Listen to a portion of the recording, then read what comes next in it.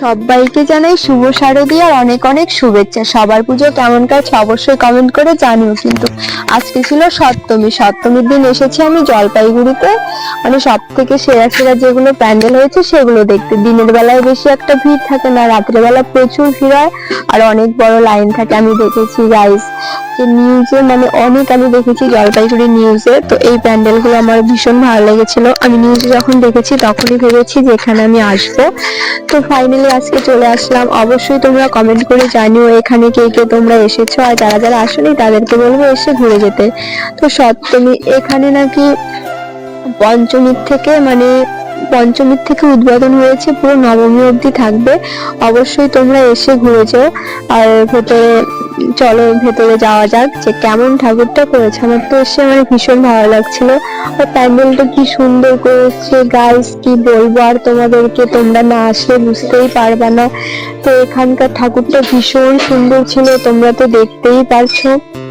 আমার তো এসে ভীষণ ভালো লাগছিল আর ঠাকুরগুলো খুব সুন্দর ছিল।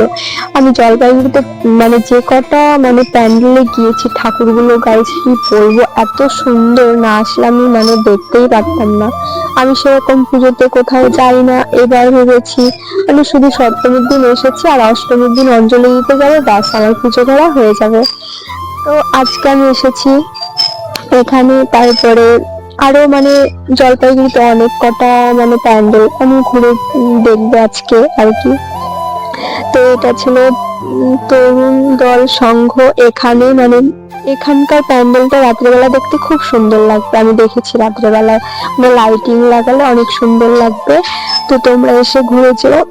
আর এটা না পুরো মানে করেছে কলা গাছ দিয়ে করেছে। আমি তো মানে দেখে পুরো অবাক হয়ে গেছি, কলা গাছ দিয়ে এত সুন্দর প্যান্ডেল করা যায়, তোমরা না আসলে দেখতে পারবে না। এটা আমার ভীষণ ভালো লেগেছিল।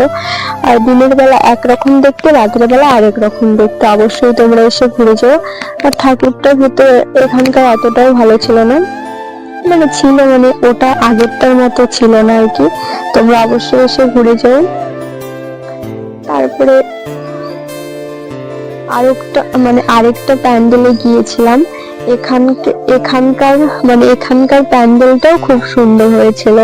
কি আর বলবো গাইস, না আসলে এখানে মানে বোঝাবে না। এটা ছিল পুরো বাঁশ দিয়ে করা। এরকম প্যান্ডেল আমি দেখেছিলাম আগের বছর যখন আমি কালী পুজোয় ধূপগুড়িতে গিয়েছিলাম, এই সেম এরকম প্যান্ডেল আমি দেখেছিলাম। তো জানি না ওই প্যান্ডেলটাই এখানে করেছে কিনা, এটা পুরো বাঁশ দিয়েছিল। তোমরা এসে সবাই দেখো, তো না দেখলে বুঝতে পারবে না। ক্যামেরায় একরকম দেখা যায়, বাস্তবে আরেক রকম দেখা যায়। এটা পুরো বাঁশ দিয়ে করেছিল প্যান্ডেলটা, আমার খুব ভালো লেগেছিল। আর ঠাকুরটাও খুব সুন্দর ছিল এখানকার। আর জলপাইগুড়ির মধ্যে সব থেকে সেরা মানে প্রতিমা হয়েছিল নতুন পাড়াতে। তো জলপাইগুড়ি নতুন পাড়া এসো সবাই দেখেছে, প্রতিমাটা এত সুন্দর হয়েছে, মানে দেখলেও ইচ্ছে করে কি যে ওখানেই বসে থাকি। মানে ঠাকুরটা এত সুন্দর করেছে গাইস, কি আর বলবো তোমাদেরকে। সব থেকে সেরা মানে প্রতিমা হয়েছে জলপাইগুড়িতে নতুন পাড়াতে। তোমরা অবশ্যই এসে মানে দেখেছো। আর যারা যারা এসেছো তারা অবশ্যই কমেন্ট করে জানিও। আর আমার ভিডিওগুলো কে কোথা থেকে দেখো অবশ্যই কমেন্ট করো। আমার তো মানে এবছর আমি ঘুরতে যাব না ভেবেছিলাম, তাই গেলাম একদিন। পরে শুধু অঞ্জলি দেবো, ব্যাস আমার পুজো পুরো কমপ্লিট। তোমরা কে কোথায় ঘুরতে যাচ্ছ অবশ্যই কমেন্ট করো।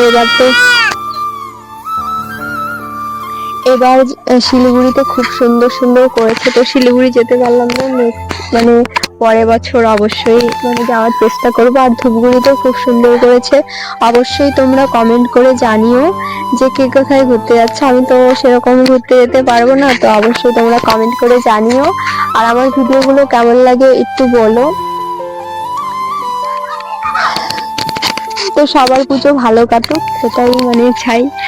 তো দেখা হচ্ছে নেক্সট ভিডিওতে। তো কে কোথা থেকে ভিডিওটা দেখা অবশ্যই বলো। ফেসবুক থেকে দেখে থাকলে ফলো করো, ইউটিউব থেকে দেখে থাকলে সাবস্ক্রাইব করো।